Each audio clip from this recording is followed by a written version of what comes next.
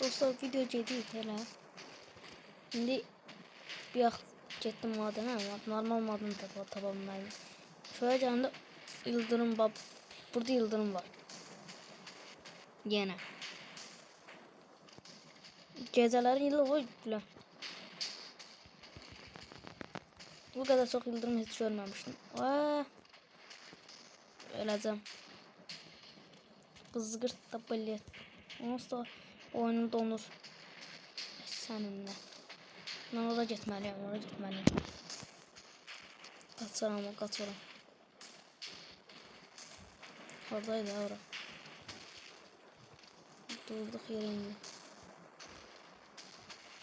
Önce sen ne? Şurada bir defa ay bile gelmedi. Ya oyunum donur, geri bas buradan. Ulat. Soyacağım indi.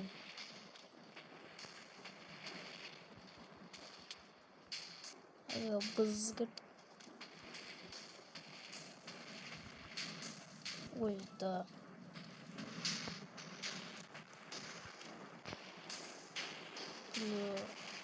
Vay. İçinden geçirir buraları. Vay koyun öldü burada. Geçe koyun et oldu. Öleceğim, ben de öldüm. Neyse bu videonun sonuna kadar. Deyəsən ben İldirim'den tepem geleceğim, ben oyundan sıkıram. Birdən Erobran özü sonra mənə olar. Sağ ol.